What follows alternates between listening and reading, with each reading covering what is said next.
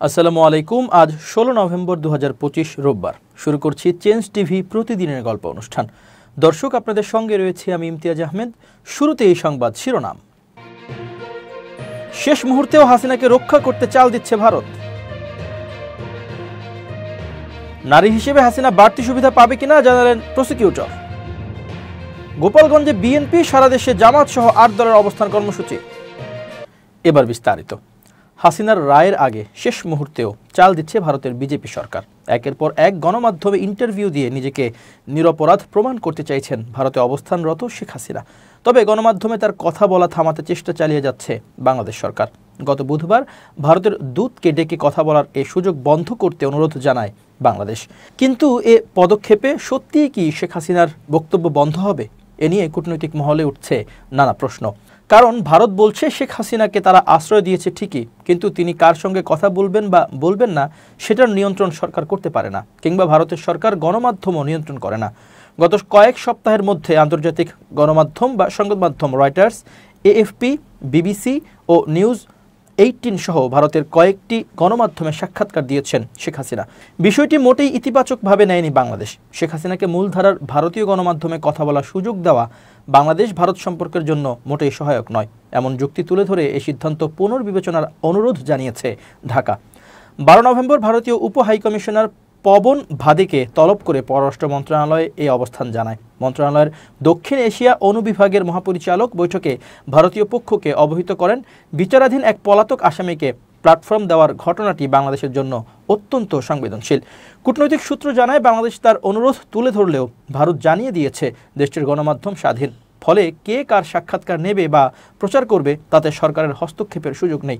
সাক্ষাৎকার বন্ধ করতে ভারতের পক্ষে কোনো ব্যবস্থা নেওয়া সম্ভব নয়। বৈঠকের বিষয়ে ঢাকার ভারতীয় হাই কমিশনের একটি সূত্র জানায়, সেদিনের আলোচনা খুব আন্তরিক পরিবেশে হয়েছে। বাংলাদেশ তাদের উদ্বেগ জানিয়েছে। আমরা আমাদের অবস্থান স্পষ্ট করেছি বলেন তিনি। তার প্রশ্ন, ভারতের আগে পরে আরও কয়েকটি আন্তর্জাতিক সংবাদ মাধ্যম শেখ হাসিনার সাক্ষাৎকার নিয়েছে। সেসব দেশের দূতদের তো ডাকা হয়নি, তাহলে ভারতকে কেন আলাদা করে বলা হলো? এ বিষয়ে বাংলাদেশ সরকারের একজন কর্মকর্তা নাম প্রকাশ না করার শর্তে বলেন, সাবেক প্রধানমন্ত্রী ভারতে রয়েছেন, এই কারণেই ভারতের কাছে শেখ হাসিনার কথা বলা বন্ধের আহ্বান জানানো হয়েছে। সাবেক রাষ্ট্রদূত এম শফিউল্লাহ মনে করেন, ভারত সরকারের সক্রিয় সহায়তা ছাড়া শেখ হাসিনার এই ধারাবাহিক সাক্ষাৎকার সম্ভব নয়। তার ভাষ্য, মানবতা বিরোধী অপরাধের মামলায় বিচার প্রক্রিয়ার মুখোমুখি থাকা শেখ হাসিনাকে নিয়ে ভারতের জাতীয় নিরাপত্তা উপদেষ্টা অজিত দোভালের মন্তব্য, দুর্বল প্রশাসনই তার পতনের কারণ, মূলত দিল্লির পক্ষ থেকে আগের রাজনৈতিক অবস্থান থেকে সরে আসার ইঙ্গিত। শফিউল্লাহর দাবি, দোভালের মন্তব্যের পর হাসিনার ক্ষুণ্ণ মর্যাদা পুনরুদ্ধারের জন্যই ভারত তাকে দিয়ে বারবার গণমাধ্যমে বক্তব্য প্রকাশের ব্যবস্থা করছে। শেখ হাসিনা যে নিরাপত্তা বেষ্টিত পরিবেশে আছেন, সেখানে কোনো গণমাধ্যম সরকারের অনুমতি ছাড়া যেতে পারে না, মন্তব্য তার। এম শফিউল্লাহ আরও বলেন, শেখ হাসিনা নজরবন্দি অবস্থায় থাকায় সরাসরি সাক্ষাৎকার দেওয়া সম্ভব নয়। তবুও ভারতের 3 শীর্ষ গণমাধ্যমে প্রকাশিত তার লিখিত সাক্ষাৎকার, এই পুরো আয়োজন ভারতীয় উদ্যোগী করা।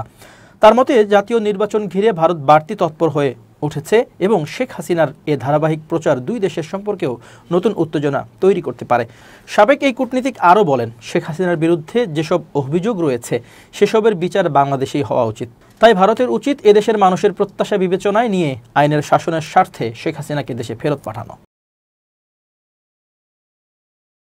জুলাই আগস্ট আন্দোলনের সময় সংগঠিত মানবতা বিরোধী অপরাধের মামলায় সাবেক প্রধানমন্ত্রী শেখ হাসিনা, আসাদুজ্জামান খান এবং চৌধুরী আবদুল্লাহ আল মামুনের বিরুদ্ধে রায় আগামী সোমবার ঘোষণা করা হবে। আন্তর্জাতিক অপরাধ ট্রাইব্যুনাল 1 এর 3 সদস্যের বিচারিক প্যানেল প্রধান বিচারপতি গোলাম মর্তুজা মজুমদারের নেতৃত্বে সরাসরি রায় ঘোষণা করবেন। রায়ের সম্প্রচার করবে বাংলাদেশ টেলিভিশন। এছাড়া বিদেশি একটি বার্তা সংস্থাও সরাসরি সম্প্রচারের অনুমতি চেয়েছে। রাষ্ট্রপক্ষ দাবি করছে, হাসিনা কামালের বিরুদ্ধে আনা 5টি অভিযোগই প্রমাণিত হয়েছে এবং তারা সর্বোচ্চ শাস্তি প্রত্যাশা করছে। 2024 সালের 5 আগস্ট আওয়ামী লীগ সরকার পতনের পর আন্তর্জাতিক অপরাধ ট্রাইব্যুনাল পুনর্গঠন করা হয়। পুনর্গঠিত ট্রাইব্যুনালে জুলাই গণ অভ্যুত্থানের সময় সংঘটিত মানবতা বিরোধী অপরাধের প্রথম মামলাটি শুরু হয়। প্রথমে একমাত্র আসামি ছিলেন শেখ হাসিনা। 16 মার্চ প্রসিকিউশন সাবেক আইজিপি চৌধুরী আবদুল্লাহ আল মামুনকেও আসামি করার আবেদন করলে তা ট্রাইব্যুনাল অনুমোদন করে। মামলায় মোট 5টি অভিযোগ আনা হয়েছে। এতে বলা হয়েছে যে গত বছরের জুলাই মাসে আন্দোলনরত ছাত্রছাত্রীদের বিরুদ্ধে উস্কানিমূলক বক্তব্য দেন শেখ হাসিনা। এরপর আসাদুজ্জামান, আবদুল্লাহ আল মামুন ও অন্যান্য কর্মকর্তাদের প্ররোচনা ও সহায়তায় আইনশৃঙ্খলা বাহিনী ও আওয়ামী লীগের সশস্ত্র সংগঠনগুলো আন্দোলনকারীদের উপর হামলা চালায়। এতে প্রায় 1500 জন নিহত হন এবং 25,000 জন আহত হন। অভিযোগের মধ্যে আরও উল্লেখ রয়েছে যে আন্দোলনকারীদের নির্মূল করতে হেলিকপ্টার, ড্রোন ও প্রাণঘাতী অস্ত্র ব্যবহারের নির্দেশ দিয়েছিলেন শেখ হাসিনা। এছাড়া রংপুরে, চানখারপুলে ও আশুলিয়া নিরীহ ৬ জনের হত্যাকাণ্ডেও ৩ জনকে অভিযুক্ত করা হয়েছে। এ পর্যন্ত ট্রাইব্যুনালের প্রমাণ, সাক্ষ্য এবং তদন্ত রিপোর্ট সহ মোট ৮৭৪৭ পৃষ্ঠার নথি জমা হয়েছে। ট্রাইব্যুনালে অভিযোগ গ্রহণের পর ১০ জুলাই থেকে বিচার প্রক্রিয়া শুরু হয়। মামলায় রাজসাক্ষী হয়ে সাক্ষ্য দিয়েছেন চৌধুরী আব্দুল্লাহ আল মামুন। আসামিপক্ষের আইনজীবী খালাস চেয়েছেন, তবে অ্যাটর্নি জেনারেল ও চিফ প্রসিকিউটর সর্বোচ্চ শাস্তির জন্য আবেদন করেছেন।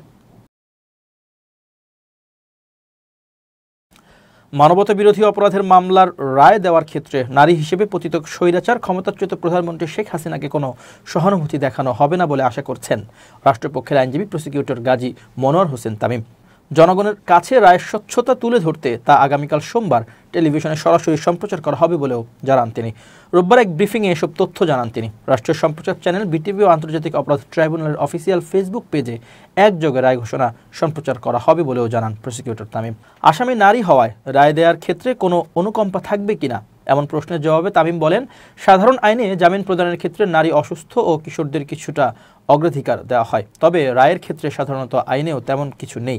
এই আইনেও নেই, অর্থাৎ রায় প্রদানের ক্ষেত্রে তিনি নারী হোক বা পুরুষ, তিনি কি অপরাধ করেছেন তার তীব্রতা বিবেচনা করে রায় দেওয়া হবে। অপরাধ প্রমাণ হলে আন্তর্জাতিক অপরাধ ট্রাইব্যুনাল আইনে নারী হিসেবে হাসিনার বিশেষ সুযোগ সুবিধা পাওয়ার সুযোগ নেই জানিয়ে তিনি বলেন, রায়ের ক্ষেত্রে আসামি নারী হোক পুরুষ হোক, তিনি তার অবস্থানে থেকে কি অপরাধ করেছেন সেই অপরাধের গ্র্যাভিটি বিবেচনা করে শাস্তি দেওয়া হবে। মামলা প্রমাণ না হলে খালাস দেওয়া হবে। প্রসিকিউটর তামিম আরও বলেন, ফৌজদারি কার্যবিধিতে জামিনের ক্ষেত্রে নারী, অসুস্থ ব্যক্তি এবং কিশোর, বালক, শিশুদের সুবিধা দেওয়া আছে, কিন্তু রায়ের ক্ষেত্রে আমাদের সাধারণ আইনেও নারীকে কোনো আলাদা সুবিধা দেওয়া হয়নি। এ বিষয়ে ট্রাইব্যুনাল আইনে কোনো আলাদা প্রিভিলেজ নেই। কার্যক্রম নিষিদ্ধ আওয়ামী লীগের ডাকা কমপ্লিট শাটডাউনকে কেন্দ্র করে সব ধরনের নাশকতা ঠেকাতে গোপালগঞ্জে বেশ কয়েকটি স্থানে অবস্থান নিয়েছেন বিএনপির নেতাকর্মীরা। রোববার সকাল থেকে গোপালগঞ্জ সদরের বিজয়পাশা, মান্দারতলা, গোপীনাথপুর ও কাশিয়ানীর গোপালপুর এলাকাসহ বিভিন্ন স্থানে বিএনপি ও তার অঙ্গ সংগঠনের নেতাকর্মীদের অবস্থান কর্মসূচি পালন করতে দেখা যায়। গোপালগঞ্জ সদর উপজেলা বিএনপির সভাপতি শিকদার শহীদুল ইসলাম লেলিন বলেন, আওয়ামী লীগের ডাকা কর্মসূচিকে ঘিরে যেন কোনো প্রকার নাশকতা করতে না পারে তার জন্য আমরা জেলার বিভিন্ন স্থানে অবস্থান কর্মসূচি পালন করছি। বিএনপি সহ আমাদের যে অঙ্গ সংগঠনের নেতাকর্মী রয়েছে তারাও অবস্থান নিয়েছে। আশা করি সব ধরনের নাশকতা ঠেকাতে পারবো। এদিকে জেলায় সব ধরনের নাশকতা ঠেকাতে প্রস্তুতি গ্রহণ করেছে প্রশাসন। জেলায় অতিরিক্ত পুলিশ মোতায়েন করা হয়েছে। এছাড়া নিরাপত্তা জোরদার ও জেলার বিভিন্ন স্থানে চেকপোস্ট বসানো হয়েছে। মানবতা বিরোধী অপরাধের অভিযোগে ক্ষমতাচ্যুত প্রধানমন্ত্রী শেখ হাসিনা সহ ৩ জনের বিরুদ্ধে করা মামলার রায়ের দিন সোমবার জামাত ইসলামী সহ জোটের ৮টি দল মাঠে থাকবে। রোববার ৮ দলের যৌথ সংবাদ সম্মেলনে কথা জানিয়েছেন জামাতের সেক্রেটারি জেনারেল মিয়া গোলাম পরওয়ার। শেখ হাসিনার মামলার রায়কে কেন্দ্র করে বাংলাদেশে কার্যক্রম নিষিদ্ধ আওয়ামী লীগের ডাকা লকডাউনকে উদ্দেশ্য করে তিনি এই মন্তব্য করেন। জামাতের সেক্রেটারি বলেন, আমরা অতীতের কর্মসূচিতেও মাঠে ছিলাম, এবারও ফ্যাসিবাদের পক্ষে নাশকতার কোনো সুযোগ জাতি দেবে না, তারা এটার সুযোগ পাবে না। আমরা ৮ দল মাঠে থাকব। জামাতের ৫ দফা দাবিতে আন্দোলন বিষয়ে আয়োজন করা সংবাদ সম্মেলনে তিনি বলেন, ৮ দলের পক্ষ থেকে গণভোটে হা বলার জন্য সিদ্ধান্ত নিয়েছে ৮ দলের জোট। গণভোটে হা ভোটের পক্ষে জনগণকে উদ্বুদ্ধ করা হবে। সংবাদ সম্মেলনে বলা হয়, প্রধান উপদেষ্টা জাতির উদ্দেশ্যে যে ভাষণ দিয়েছেন তাতে অবাধ সুষ্ঠু নির্বাচনের জন্য জনগণের যে আকাঙ্ক্ষা তার আংশিক পূরণ হয়েছে। ৮ দলের ৫ দফা দাবির যেগুলো পূরণ হয়নি তা আদায়ে কর্মসূচি অব্যাহত থাকবে। নির্বাচন কমিশনের সঙ্গে আলাপ থেকে বের করে দেওয়া হয়েছে ধর্মভিত্তিক দল ইসলামী ঐক্য জোটের একটি প্রতিনিধি দলকে। প্রতিনিধি দলটির নেতৃত্বে ছিলেন মুফতি আবুল হাসনাত আমিনী। মূলত একই দলের অপর অংশের আপত্তিতে তাদের চলে যেতে বলেন নির্বাচন কমিশনের সিনিয়র সচিব আখতার আহমেদ। রোববার সকাল 10:30টার দিকে আগারগাঁওয়ে নির্বাচন কমিশনের সম্মেলন কক্ষে রাজনৈতিক দলগুলোর সঙ্গে নির্বাচন কমিশনের সংলাপের শুরুতে এই ঘটনা ঘটে। ইসি সূত্র জানায়, একই দলের অপর অংশের আপত্তির কারণে তাদের চলে যেতে বলা হয়। এ সময় প্রধান নির্বাচন কমিশনার CCAMM নাসির উদ্দিন সহ শীর্ষ কর্মকর্তারা উপস্থিত ছিলেন। সংলাপ শুরু হওয়ার কয়েক মিনিট আগে ইসলামী ঐক্য জোটের একাংশের মহাসচিব মুফতি শাখাওয়াত হোসেন রাজি ও তার নেতৃত্বাধীন প্রতিনিধি দল সভাকক্ষে প্রবেশ করেন। তারা আগে আসন গ্রহণ করা মুফতি আবুল হাসনাত আমিনীর নেতৃত্বাধীন অংশকে লক্ষ্য করে তাদের ফ্যাসিবাদের দোষর আখ্যায়িত করেন। মুফতি শাখাওয়াত রাজি বলেন, তারা বিগত ফ্যাসিবাদের সহযোগী ছিল। 2024 সালের সহ প্রতিটি একতরফা নির্বাচনে অংশগ্রহণ করে আওয়ামী লীগকে বৈধতা দিয়েছে। তারা এখানে থাকলে আমরা থাকব না। নির্বাচন কমিশন সচিব আখতার আহমেদ উভয় পক্ষের প্রতিনিধিদের আমন্ত্রণপত্র দেখার অনুরোধ করেন। শাখাওয়াত হোসেন রাজি তার দলীয় আমন্ত্রণপত্র দেখান, তবে হাসনাত আহমেদের নেতৃত্বাধীন দল হার্ড কপি দেখাতে ব্যর্থ হয়। ইসি সিনিয়র সচিব আখতার আহমেদ হার্ড কপি না থাকায় তাদের চলে যেতে নির্দেশ দেন। এরপর আসনে বসেন সাখাওয়াত হোসেন রাজীর নেতৃত্বাধীন প্রতিনিধি দল। গণভোটের 4টি প্রশ্নের কোনো একটির সাথে দ্বিমত থাকলে সেখানে না বলার সুযোগটা কোথায়? সরকারের কাছে এমন প্রশ্ন রেখেছেন বাংলাদেশ জাতীয়তাবাদী দল বিএনপির সিনিয়র যুগ্ম মহাসচিব রুহুল কবির রিজভী। রাজধানীর শ্যামলীতে বিএনপির ভারপ্রাপ্ত চেয়ারম্যান তারেক রহমানের পক্ষ থেকে অসুস্থ বেতার শিল্পী আফরোজা নিজামীকে আর্থিক সহযোগিতা প্রদান শেষে তিনি একথা বলেন। রিজভী বলেন, গোজামিল দিয়ে কোনো কিছু করা হলে তা টেকসই হবে না। 90% মানুষ যদি বুঝতে না পারে গণভোটের উদ্দেশ্য কি, তাহলে মানুষ অন্ধকারে থেকে যাবে। সাধারণ মানুষ বুঝতে পারবে, সেই আলোকে গণভোটের প্রশ্নমালা তৈরি করতে হবে। তিনি বলেন, ভারত থেকে আসা বিপুল অর্থে দেশে নাশকতা তৈরির চেষ্টা করছে আওয়ামী লীগ। তারা দেশে ভয়াবহ পরিস্থিতি তৈরি করতে চায়। শেখ হাসিনার বিচারের বিষয় আদালতের। মানুষ জুলাই হত্যাকাণ্ডের সুষ্ঠু বিচার চায়। আলেম ওলামাদের নিয়ে কোনো অশোভন মন্তব্য না করতে দলীয় নেতাকর্মীদের নির্দেশনা দিয়েছেন বাংলাদেশ জামাত ইসলামের আমির ডাক্তার শফিকুর রহমান। রোববার নাজির ভেরিফাইড ফেসবুক পেজে দেওয়া এক পোস্টে তিনি এ আহ্বান জানান। ফেসবুক পোস্টে ডাক্তার শফিকুর রহমান লিখেছেন, যারা সত্যিই জামাত ইসলামীকে ভালোবাসেন তাদের প্রতি স্পষ্ট বার্তা হলো, কোনো বিজ্ঞ আলেম ওলামাকে নিয়ে দয়া করে কোনো অশোভন মন্তব্য করবেন না। জামাত আমি সতর্ক করে আরও লেখেন, যদি কেউ এমনটি করেন তবে ধরে নেওয়া হবে তিনি আসলেই জামাত ইসলামীকে কোনোভাবেই ভালোবাসেন না। ধন্যবাদ। এবার খুব জরুরি 1 মিনিট জানাচ্ছেন ইউনেস্কো ক্লাব পুরস্কার বিজয়ী সাংবাদিক আমিরুল মোমিনিন মানিক। খুব জরুরি 1 মিনিটে প্রত্যেককে আমন্ত্রণ। প্রিয় বন্ধুরা, আপনার পরিবেশ প্রতিবেশ কেমন সেটার উপরেও আপনার মন মানসিকতা বা আপনার সফলতা অর্জনের পরিসংখ্যান বা শতকরা হার কিন্তু নির্ভর করে। আপনার আশেপাশে যদি সবসময় নেতিবাচক মানুষ থাকে তাহলে আপনার হৃদয় এবং আপনার কর্মেও এর একটা বড় প্রভাব পড়ে। সেই জন্যে গুণীজনরা পরামর্শ দিয়েছেন যে সবসময় ইতিবাচক মানুষদের পাশে থাকুন, তাদেরকে বন্ধু বানান। যারা অন্যের সমালোচনা নিয়ে ব্যস্ত থাকে না, যারা নিজের কাজ নিয়ে নিজেকে উন্নত করবার প্রতিনিয়ত চেষ্টা করে, নিজেকে আরও রুচিশীল মননশীল হিসেবে গড়ে তোলবার যাদের প্রচেষ্টা রয়েছে, এরকম মানুষের সঙ্গে যদি থাকেন, এরকম মানুষকে যদি বন্ধু বানাতে পারেন, তাহলে আপনার লাভ ছাড়া লস হবে না কখনোই। সেই জন্যে আপনার পারিপার্শ্বিক পরিবেশটাকে ইতিবাচক রাখতে হলে ইতিবাচক বন্ধুর প্রয়োজন।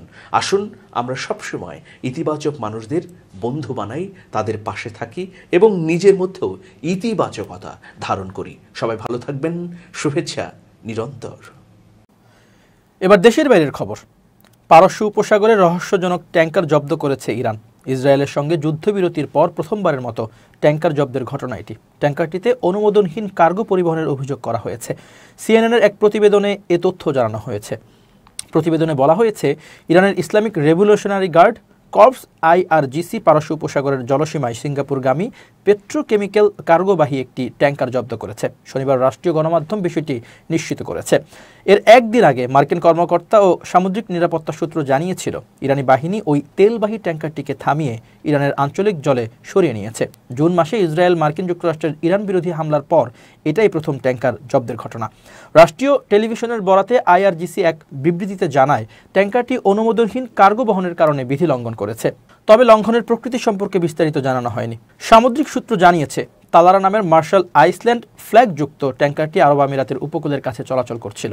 এটি শারজাহ থেকে সিঙ্গাপুরে যাওয়ার পথে উচ্চ সালফারযুক্ত গ্যাস অয়েল বহন করছিল। জাহাজ পরিচালনাকারী প্রতিষ্ঠান কলম্বিয়া শিপ ম্যানেজমেন্ট জানায়, শুক্রবার সকালে সংযুক্ত আরব আমিরাতের খোরফাক্কান উপকূল থেকে প্রায় 20 নটিক্যাল মাইল দূরে অবস্থানকালে তারা ট্যাঙ্কারটির সঙ্গে যোগাযোগ হারায়। প্রতিষ্ঠানটি নিরাপত্তা সংস্থা ও জাহাজের মালিকের সঙ্গে যোগাযোগ করে পরিস্থিতি স্বাভাবিক করার চেষ্টা চালাচ্ছে। জাহাজটির মালিকানায় রয়েছে সাইপ্রাস ভিত্তিক পাশা ফাইন্যান্স। মার্কিন সামরিক বাহিনী জানিয়েছে, তারা ঘটনাটি সম্পর্কে অবগত এবং নিবিড়ভাবে পরিস্থিতি পর্যবেক্ষণ করছে। সাম্প্রতিক বছরগুলোতে ইরানের IRGC উপসাগরীয় অঞ্চলে বিভিন্ন বাণিজ্যিক জাহাজ জব্দ করেছে। সাধারণত চোরাচালান, প্রযুক্তিগত ত্রুটি বা অন্যান্য আইনি অভিযোগ তুলে এসব জব্দ করা হয়েছে।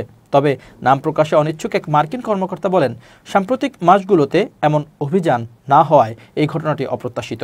এর আগে ইসরায়েলের 12 দিনের জুন মাসের বিমান হামলার পর ইরান অঞ্চলে তাদের সামরিক কার্যক্রম উল্লেখযোগ্যভাবে কমিয়ে দিয়েছিল। গত 2024 সালের এপ্রিলে সর্বশেষ জাহাজ জব্দ করেছিল ইরান। প্রিয় দর্শক, শেষ করছি চেঞ্জ টিভির প্রতিদিনের গল্প অনুষ্ঠান। changetv.press বাংলাদেশের ইউটিউব জার্নালিজমের অগ্রদূত। ভিজিট করুন এর ওয়েবসাইট www.changetv.press, youtube.com/changetvpress এবং সাবস্ক্রাইব করুন চ্যানেলটি। নিয়মিত লাইক, কমেন্ট ও শেয়ার করে আপডেট রাখুন নিজেকে। ভালো থাকুন, নিরাপদে থাকুন, শুভেচ্ছা নিরন্তর। changetv.press, এক ফোঁটা হলুদও নেই।